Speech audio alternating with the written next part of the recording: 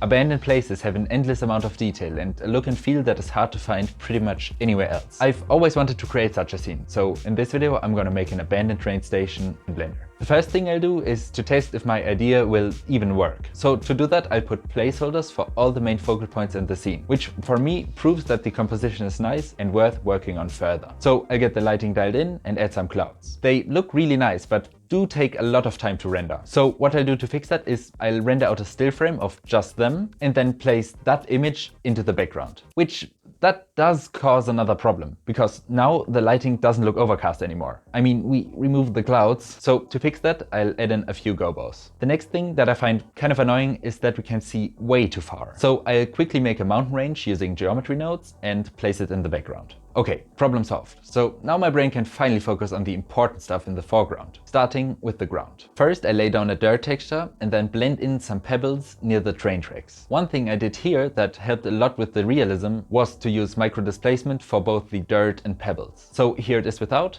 and with. Still though, on their own, the textures don't look good. So again, using geometry nodes, I'll scatter some more pebbles, rocks, grass, trees, etc. on the ground. Alright, now we have a pretty good looking ground. But because this is an animation, I want to add some wind to all the foliage as well. And normally what I would do is to add a displacement modifier with a cloud texture and moving coordinates and then mask its effect to only the tops of the grass clumps. The problem with that is that I would have to paint the mask for each clump individually. And that would take a lot of time. So instead, I'm gonna create a geometry node setup that will basically do the same thing, just that it creates the mask automatically. Awesome. Now everything is swaying in the wind, so next I can create the train and the tracks. First, the train. For that, I'll import a pre-made model to copy the scale off of, and then work the cube closer and closer to the shape I want, making the roof more triangular, adding a door, some windows, and in the references they also had this weird protruding bit, so I'll add that as well. Then texturing it with a simple wood texture and a lot of graffiti that I make worn down by controlling how visible it is with a noise texture. Not the greatest train in my opinion, but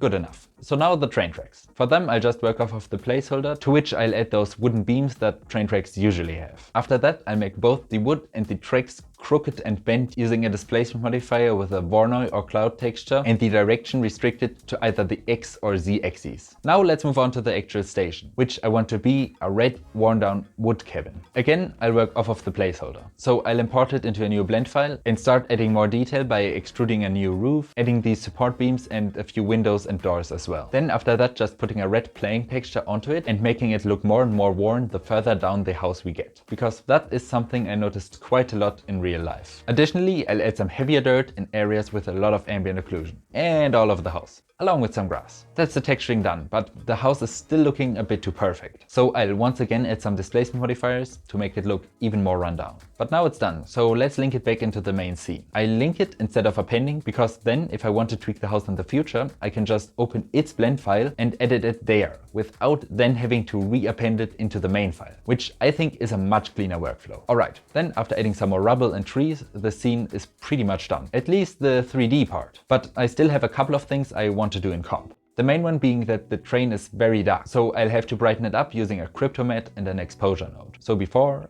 and after. Then I'll just add some film emulation, just another node group I have, also available on my Gumroad, just like the clouds. Then next, the color grade. And I really want to level up in this area, so I spent quite a long time trying to perfect it. Boosting the brightness of the train further and reducing the brightness of the background a bit, as well as adding more contrast to the sky. In the end, I'm really happy with how it turned out. So here is the final render.